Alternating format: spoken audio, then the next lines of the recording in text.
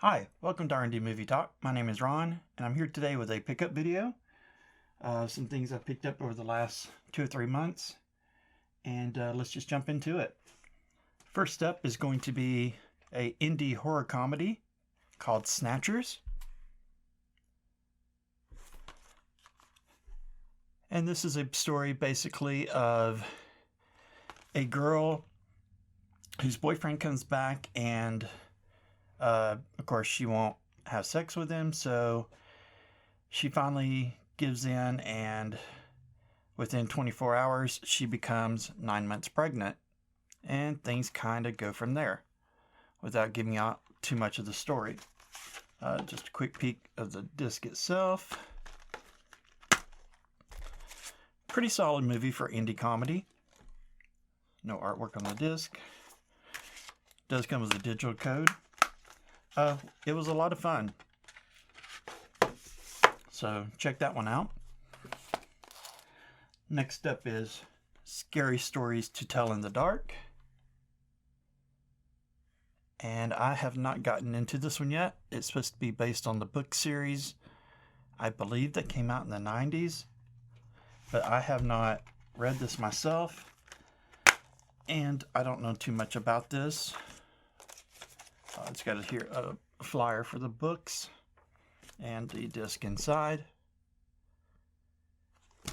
Produced by Guillermo del Toro from Hellboy and Pan's Labyrinth and many others. Probably jump into this movie next. Well, this or the next one coming up, which is picked up Uncut Gems with Adam Sandler, and I've heard good reviews about this. It's interesting to see him in a dramatic role. I know he did a dramatic role in if you've seen the movie Reign Over Me, that was a pretty decent movie, and this is supposed to be pretty good as well.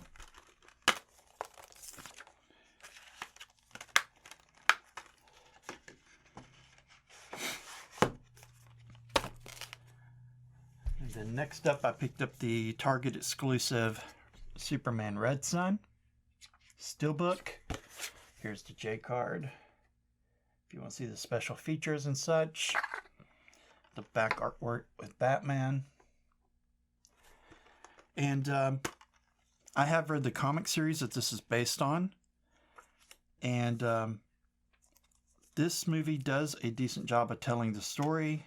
It does change a few things here and there, as most of the DC animation stories do, for time and such. Here's the inside art. But this is definitely a worthy watch. It's a solid movie. Done the Batman animated style. Always keep the little stickers that say the exclusive or whatever. Just slide those into the case. Highly recommended. Good movie. And then up is Jojo Rabbit. And I couldn't find this in 4K in my area, so I just grabbed the Blu-ray. It did win an Oscar for Best Adapted Screenplay. And this one, a lot of people believe is a comedy, in which it is when it first starts out. It's about a Hitler youth. He's grown up knowing nothing but the Nazi regime, and he wants to be a good citizen and become one of Hitler's prize soldiers or whatever. And then he begins to learn the truth about certain things, and it gets real serious real quick. So, like, again, not giving away any spoilers, but definitely a good movie, a good story. If you like World War II stories, check this one out. Next up, this movie I wasn't even picked up. I picked this up on the secondary market. I don't know if someone bought a couple of movies and then they needed some cash, but whatever. Picked it on Facebook, Marketplace, Spies in Disguise. And I thought I wasn't going to like this. I thought, it just didn't look all that interesting. But actually, it's a pretty decent movie, and the animation is pretty good. Again, no artwork on the disc. So, if you're at home as I'm recording this in March of 2020, and you know what we're dealing with. Just hunkered down at home and got to watch a movie with your kids. Can't do too bad with this. It'll keep your interest. Next up was an upgrade. I've got several copies of this movie, but I picked up the 4K Shining. And then, of course, picked up Dr. Sleep. That also includes the director's cut. Very good movie, very good follow-up to The Shining. Of course, it takes the story of Danny Torrance and what happens with him as an adult. And without going into any other spoilers, just check out the movie. It's definitely worth a watch. It is a long movie. It's about 3 hours with the director's cut. But it holds your attention. It doesn't get, the pacing's well done, so definitely check these out. It's a good afternoon to watch those. Next up, a movie that kind of bombed in the theater. Again, I picked this up on Facebook Marketplace, was Charlie's Angels. And honestly, after watching this, it is not really that bad. They pay homage to the original Charlie's Angels TV show. They pay homage to the Drew Barrymore, Lucy Liu, Cameron Diaz movies in a way that kind of makes sense.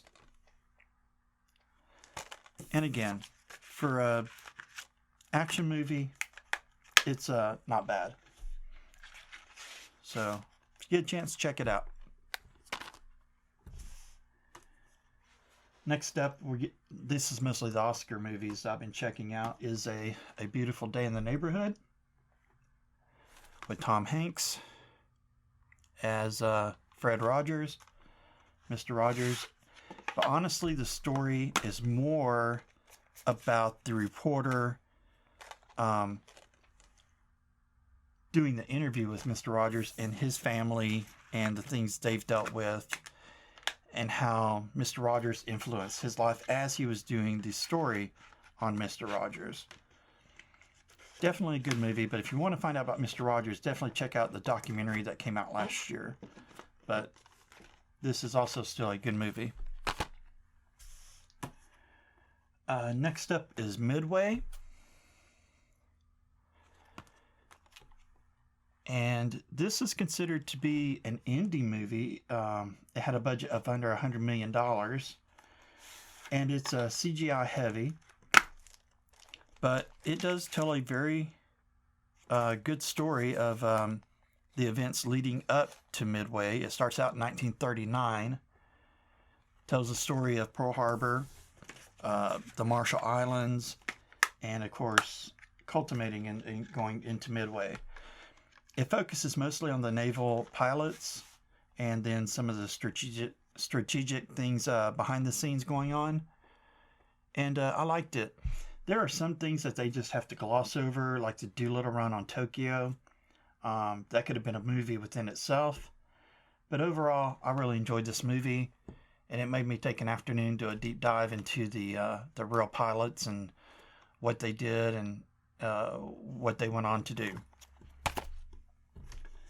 Next up, Ford versus Ferrari.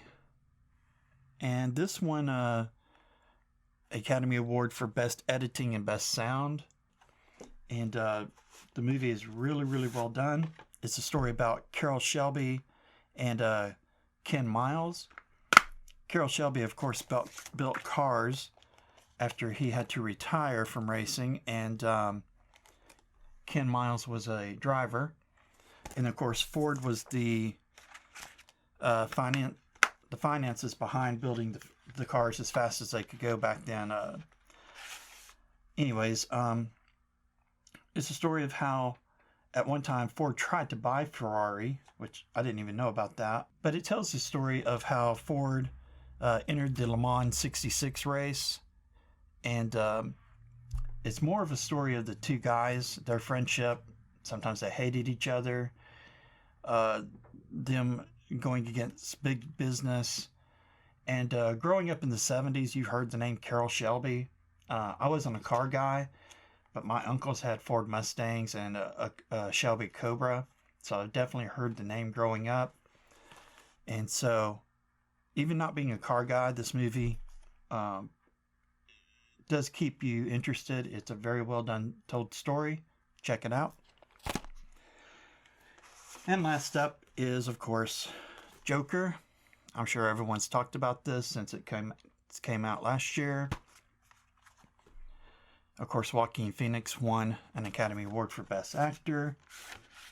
And it's a very good story. It's a very much a character study.